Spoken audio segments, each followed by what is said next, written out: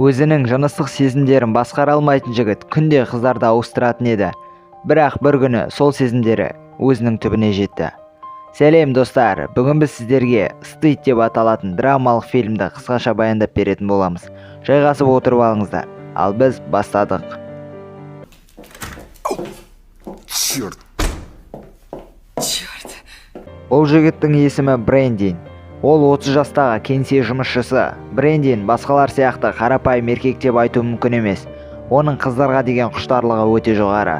Өзінің жыныстық сезімін басқара алмайды.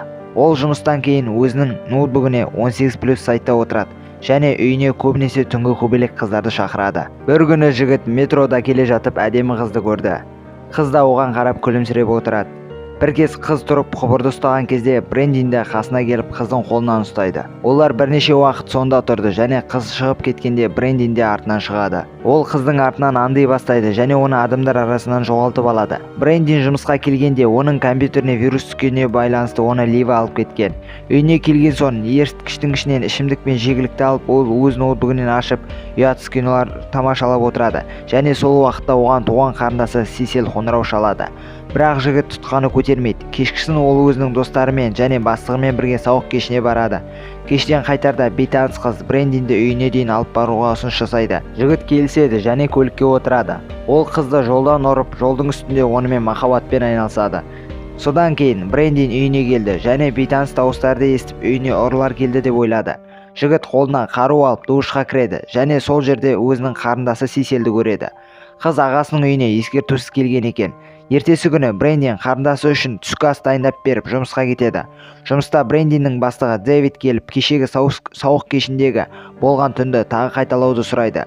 Брэндин қарындасы әнші екендігін және оның бүгін кішігірім концерті бар екендігін айтып, бас тартуға мәжбүр болады. Ал кешкісін Брэндин бастығының көңілін қалдырмас үшін өзімен ертіп қарындасының концертіне ертіп барады. Ол жерде Дэвид келген даяшының басын айналдырмақшы болады, бірақ түкте шықпайды. Сары шашты Сисил болса ән айтып бастады, барлығы оны құттықтады. Содан кейін қыз Брэндин мен оның досының компаниясына қосылды. Жігіттің бастығы Дэвид қызға өте әдемі екенсің деп айтады. Брэндин ішімдік алуға кеткенде бастығы қызды айналдыра бастады. Ал Брэндин бастығының ниетін бірден түсінеді және ештеңе айта алмай олардың әңгімесін тыңдап отырады. Давай еще встретимся. Может, я слишком спешу, просто ты такая очаровательная, правда? Дэвид оған қалада қыдыруға ұсыныс жасайды. Содан кейін олар Брэндиннің үйіне барып төсектес болады. Брэндин болса көрші бөлмеде барлық дауыстарды естіп отырады. Брэндин ашулана бастайды және көшеге шығып жүгіруге шешім қабылдайды. Кейінгі күні жігіт жұмысына барғанда оның компьютерін шеберханадан әкелгенін айтады.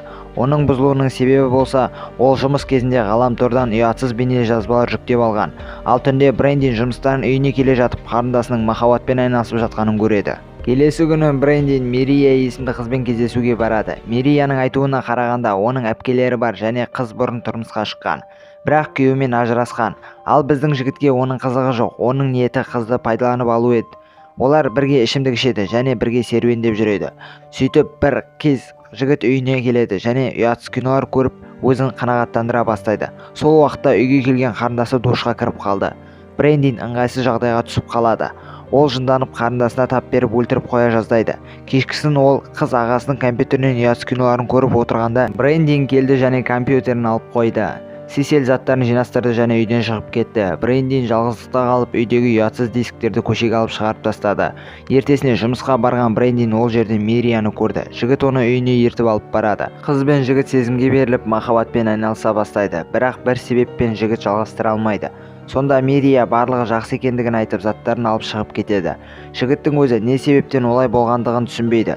Біраздан кейін ол үйге түнгі көбелек қыздарды шақырып әбден қанағатын қандырады. Ертесіне Сисил ағасының душына есік қақпай кіріп қалғаны үшін кешірім сұрайды. Бірақ ашуланған ағасы ол үшін еместігін және ол Дэвидпен кездесіп жүргеніне, яғни Дэвид отбасылы ер адам екенін айтады. Сисил ол туралы білген жоқпын дейді. Бірақ Брэндин оған сенбейді. Сисил өз айыбын мойнына алады және ағасынан кешірім сұрайды. Бірақ жігіт қарындасын кешірмеді. Керісінше жаман сөздер айтып шығып кетеді. Кейін бізге Брэндиннің метрода кетіп бара жатқанын көрсетеді. Ол жақында ғана сауық кешінде болған оқиғаны есіне ала бастайды. Ол бірде әдемі бір қыздың басын айналдырмақшы еді. Сол уақытта қыздың жігіті келіп Брэндинді ондырмай ұрып соғады. Қақпас болып қалған жігіт тағы да қыздарға барады. Бұл жолы ол 2 қызбен болады. Кейін тағы біз метрода отырған Брэндинді көреміз. Ол барлығы қате екенін түсіне бастайды.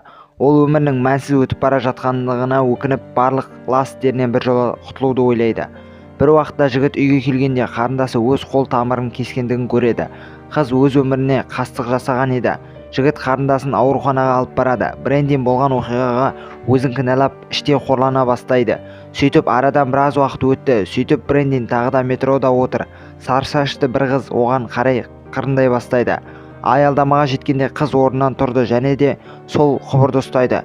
Бірақ бұл жолы Брэндин өткендегі істі қателіктерін қайталағысы келмей орнынан қозғалмайды. Ол өзгеруге шешім қабылдайды және кино сол жерде аяқталады. Достар, фильм туралы ойларыңыз қандай? Фильм туралы ойларыңызды, пікірлеріңізді жаза кетіңіздер.